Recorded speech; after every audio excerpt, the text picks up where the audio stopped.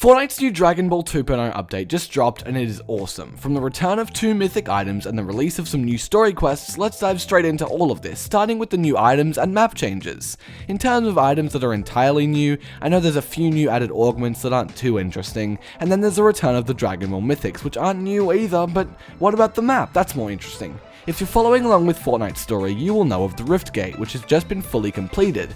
It's a reality-traveling portal-like device that the Rift Warden is being pressured into building by a shapeless man who speaks to him in dark whispers. But who could this shapeless man be? The main two candidates at this point in the storyline are Geno and the Nothing. Not the Geno snapshot, but the actual original Geno. The first description of this evil shapeless man was that he was watching over our island with a dark purpose, which sounds just like what the Nothing would do. It is also mentioned that he speaks in dark whispers, and we've heard those sounds directly from the Nothing through Byte's story quests last season. The most obvious first thought of who this could be is the Nothing, as well as the fact that he has darkness tied to him several times in these quests, and the Nothing itself is said to be a force of darkness beyond realities and beyond human form. It's quite possibly shapeless, which again ties back to this mysterious new shapeless man. Now, what about Geno? In the new quest for this update, the Shapeless Man is said to be threatening the Rift Warden to finish the gate, because he's eager to travel realities. The word order and nothing are also used here, making this more confusing because if order, imagined order, and nothing, the Nothing are both used, that makes it seem like it could be both of them. Do you think it's Geno, or is it the Nothing? Tell me in the comments. On a possibly more confusing note, Amy has just finished her first body, or taken over one, and she's now going to use it to cross realities and save the scientists. Wait, why does it look exactly like that one skin from Chapter 1 Season 6?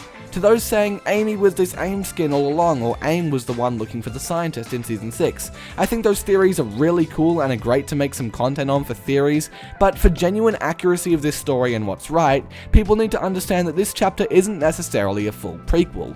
Many seem to believe we are actually back in time and will see past Fortnite events unfold on this island, like the Imagined Order will form, or Amy will actually turn into AIM looking for the scientist, because it's set like a past medieval theme, but what they don't realize, and you possibly watching might be confused about too, because it is confusing, is that Fortnite Story hasn't actually gone back in time literally. Epic is just playing around with the younger snapshotted versions of our favourite characters to tell a brief outline of their backstories and how they got to where they were.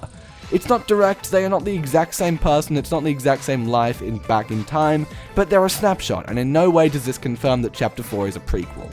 If anything, we can see here that Amy is at the base of this AIM droid called Sergeant Luna's base, or Lonely Labs, and she likely just took control of this body because she didn't have time to build something proper. She needed to go save the scientist, and it doesn't mean we're seeing Amy turn into AIM from Season 6, or Ageless won't grow up to be the exactly same Geno. Snapshots are just those left behind in the loop, and Amy actually isn't part of this snapshot thing at all. She purely just took over this body, that's as simple as it is. And I hope this video furthered your understanding of Fortnite's complex story and lore. Leave a comment below saying what you learned, and feel free to ask me anything or any questions about the story you might have. Also, feel free to join my storyline focused Discord server in the link in the description, and click on this video here. I think you'll really like it.